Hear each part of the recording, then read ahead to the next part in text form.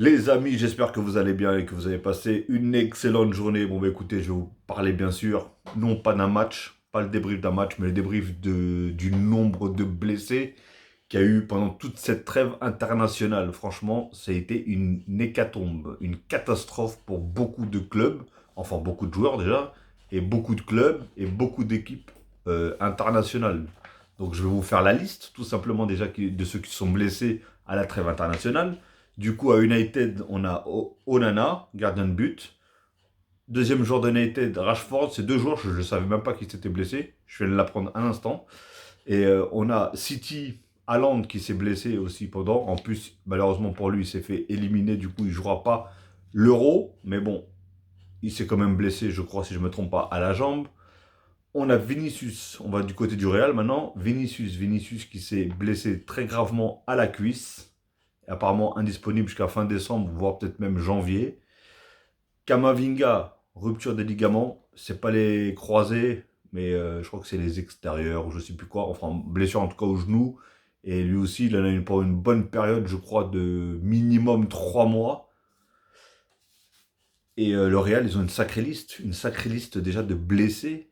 Et bah, les deux viennent se rajouter à cette liste. La liste des blessés du Real sont Vinicius, Courtois, qui aussi avait fait les ruptures des ligaments, Kamavinga, Militao, Tchouaméni, Arda Güler.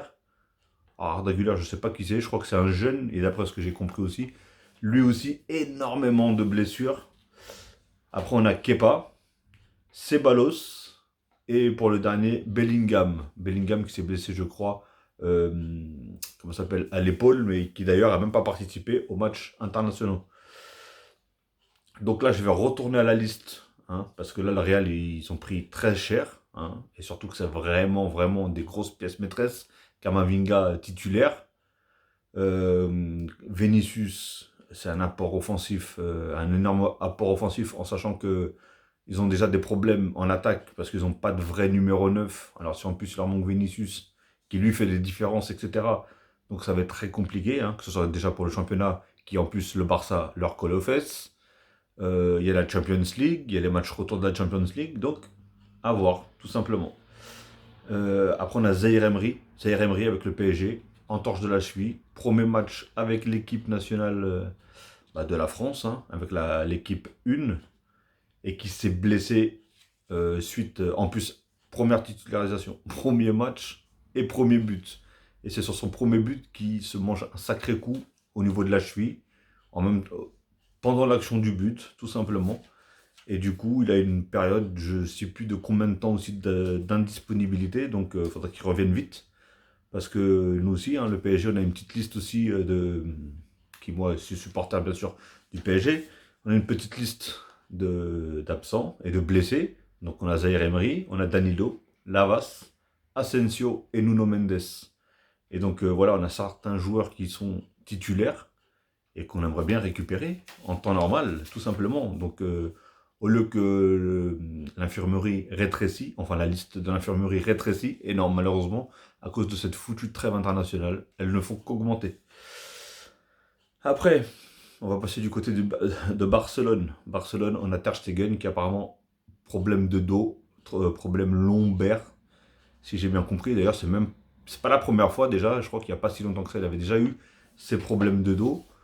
Donc à voir, je pense pas que ce soit non plus comment ça s'appelle, une blessure très longue, mais Barcelone aussi, Barcelone qui enchaîne avec beaucoup de blessés, qui Frankie de Jong, qui revient d'une très longue indisponibilité, d'une grosse blessure. Normalement, il devrait faire son retour, mais c'est pas pour tout de suite, hein. Je crois que c'est fin décembre aussi. Sergio Roberto qui s'est blessé, mais après, voilà, c'est pas un joueur titulaire. Et on a Ter Stegen, du coup, du dos. Et bien sûr, sans parler du dernier, hein, le plus grave, Gavi. Gavi qui malheureusement a fait les ruptures des ligaments croisés antérieurs, qui est absent 9 mois, ce qui veut dire qu'il va tout rater. Il va rater tout le championnat avec Barcelone, toutes les coupes avec Barcelone, la Champions League avec Barcelone. Et bien sûr, pour compléter la chose, il va manquer tout simplement l'Euro avec son équipe nationale, qui est l'Espagne, hein.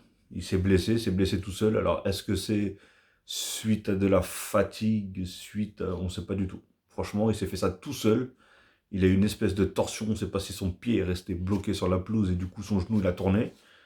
Et, euh, et voilà, franchement, c'est très compliqué. C'est très compliqué pour toutes ces équipes, réellement. Encore, on a certains joueurs où soit ils sont pas titulaires, ou soit c'est vraiment des blessures assez faibles, ou est-ce qu'ils pourront revenir très rapidement. Mais par exemple, le gars Gavi, comment on sait que cette blessure est une des pires blessures au niveau du foot. C'est 9 mois d'indisponibilité. Et surtout, déjà, une très grosse indisponibilité. Et surtout, comment il va revenir? Est-ce qu'il va revenir en forme? Est-ce qu'il va retrouver son niveau?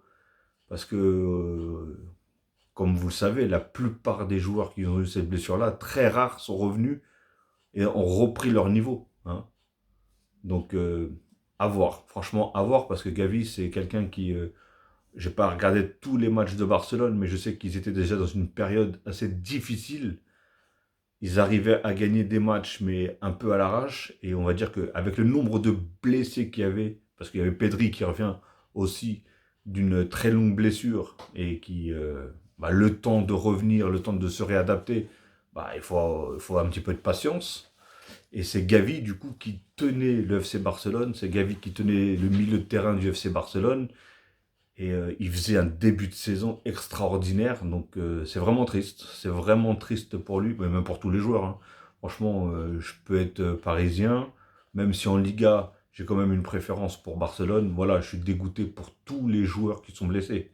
Que ce soit du Real, du Barça, du PSG, de City, de United, de je sais pas d'où. Donc voilà. Mais alors, qu'est-ce qu'est-ce qu'ils peuvent faire les joueurs en fait pour qu'ils se blessent moins? Parce que je pense que là, ça doit être aussi une accumulation des matchs. On voit Pedri qui, par exemple, une saison avait fait 80 matchs. C'est un joueur qui se blessait jamais. Il a fait une saison de 80 matchs toujours titulaire dans toutes les compétitions, que ce soit les championnats, les coupes, etc. Que ce soit avec, que ce soit avec Barcelone et que ce soit avec l'équipe d'Espagne, c'est des joueurs qui sont toujours titulaires. Donc quand tu enchaînes 80 matchs en une saison, tu peux être jeune, tu peux être en bonne santé, tu peux avoir une bonne hygiène de vie. Au bout d'un moment, ton corps ne suit plus. 80 matchs en une saison, c'est incroyable, parce que en plus c'est des clubs qui jouent, je vais pas dire malheureusement, heureusement pour nous téléspectateurs, mais qui jouent toutes les compétitions, tous les trophées.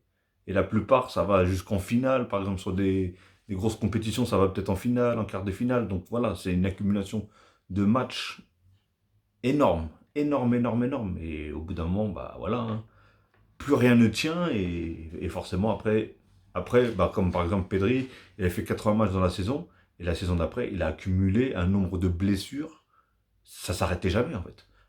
Là, ça s'arrêtait jamais. Du coup, il a presque même plus joué la saison d'après.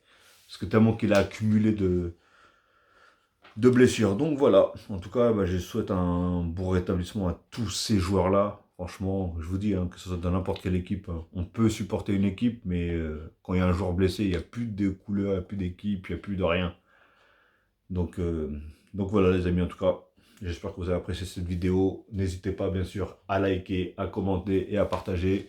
Et si ce n'est pas encore fait, abonnez-vous en masse et cliquez sur la petite cloche en bas à droite pour avoir toutes les notifications une fois que je mettrai une vidéo en ligne. Ok les amis? Et bien sûr, si vous trouvez d'autres blessés, ou etc., n'hésitez pas à me le mettre dans les commentaires. Moi, c'est la liste que j'ai eue, que j'ai réussi à avoir aujourd'hui, tout simplement. Et à la base, j'avais pas les deux premiers, je les avais pas. Onana et Rashford, j'avais toute l'autre liste, mais pas les deux. Et je les ai vus tout à l'heure, donc je les ai rajoutés à ma liste, tout simplement. Ok les amis, allez passer une bonne journée et à la prochaine. Ciao.